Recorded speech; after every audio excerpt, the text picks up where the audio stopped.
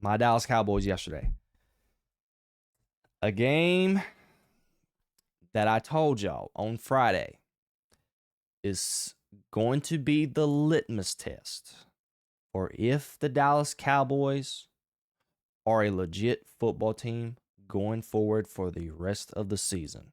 This game had a lot of implications on it. Literally, Dallas could have went on a 4-game win streak going into their bye.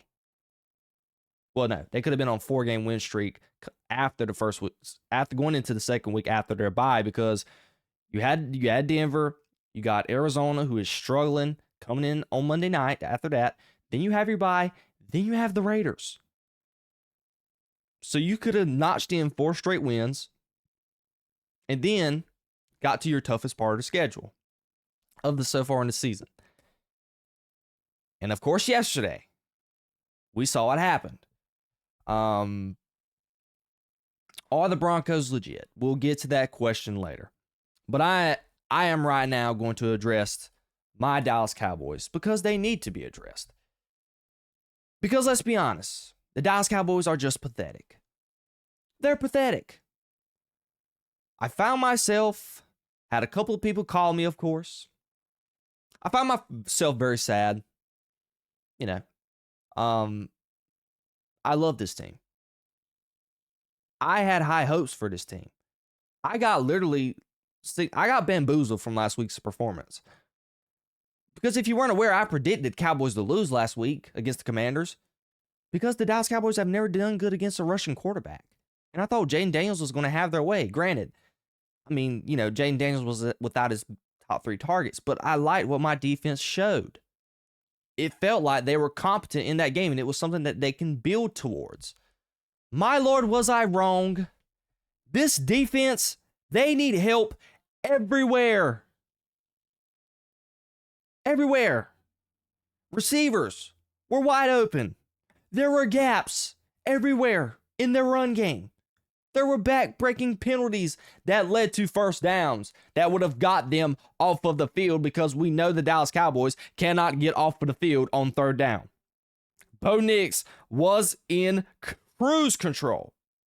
There were questions going into the game about Bo Nix's deep ball. He's not thrown a great deep ball all year. My Lord, the chance he gets to play against the Dallas Cowboys, it's like Bo Nix just knew how to throw a deep ball all of a sudden. I don't care about the injuries in the secondary. I know Wanye Thomas was out, Malik Hooker was out, Donovan Wilson was out. And also they put Trayvon Diggs on IR, which I meant to talk about earlier last week, but I never got around to it. But I don't care. Even if those 4 guys were in the lineup, they were going to get cooked anyways. This defense was just bad. Statistically, Bo Nix and company did whatever they wanted to do. If I want to give you some stats, I'm going to give them to you right now. Let me go to team stats. I know I'm not worried about nothing else. The Denver Broncos had 426 total yards of offense. They ran less plays than the Cowboys. They averaged 7.5 yards per play. They rushed for 180 yards. They were 4 for 5 in the red zone. And they only threw 1 interception. They possessed the ball for less time. They had 15 passing first downs, 8 rushing first downs, 2 first downs from penalties, and they were 5 for 8 on 3rd down. What do you want me to do? What do you want me to say? If you watched the game, y'all were able to see all those gaps in the run game. You saw bodies getting flew away everywhere. They're not a good defense. Nothing can save it.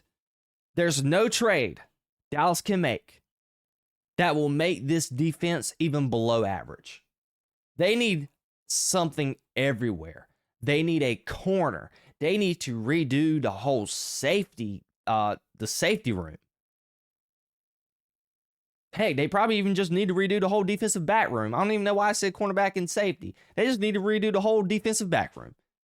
You have no linebackers. They can't cover. They can't fill in their gaps. Don't even get me started about the defensive line. Pass rush, again, non-existent at all.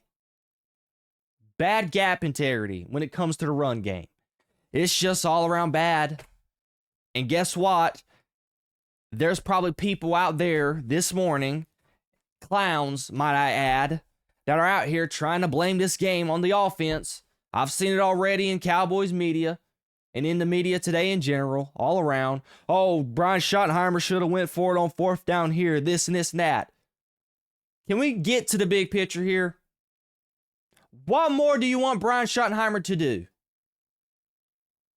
The offense and Dak Prescott, they weren't great yesterday at all. But guess what? They weren't great to their standard of football. If you want me to be honest, if you're just looking at that Cowboys offensive performance yesterday from just an average NFL team lens, they were pretty decent. But to the Cowboys standards, because they are arguably the best offense in the NFL, they didn't have a good day.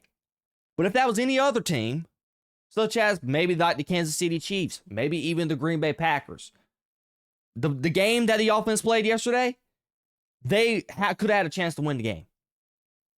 But guess what? The Cowboys, just because the offense didn't have success here in little stints here or there, they found themselves down 3 scores. And the game was over, and Joe Milton was in at quarterback in the fourth quarter. We cannot put this on Dak Prescott and Brian Schottenheimer in the offense. Yes, would I have loved Brian Schottenheimer to go for it on certain fourth down scenarios? Yes, I do.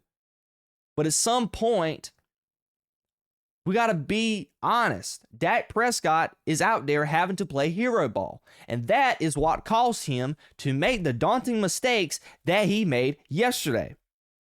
If we just look at the statistics for the Cowboys, Dak Prescott was not his best game. It was the worst game he had all year. He was 19 for 31, 188 yards, 2 picks, a passer rating of 51, a quarterback rating of 65. I mean, they ran the ball decent. Javonte Williams only had 41 yards rushing. He averaged 3.2 yards a carry. Jayden Blue had 3.6 yards a carry. To the Broncos' credit, they shut down CeeDee Lamb and George Pickens without Pat Surtain for 60% of the game. But Dak and company was forced to press. And that is not a recipe for success when it pertains to the Dallas Cowboys and for Dak Prescott.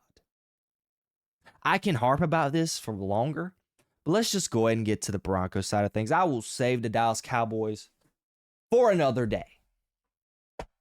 And let's finally answer the question at hand.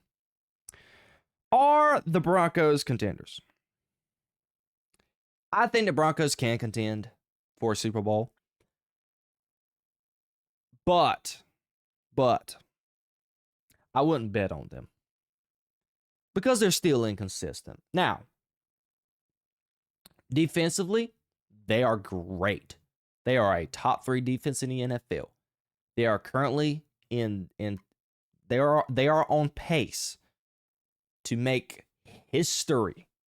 Like history. I think Tony Romo and them in the booth yesterday were making this comparison that, or making this analyzation and this key fact that right now when it comes to sacks, they are on pace to break the record and even tie the record with like the 85 Bears.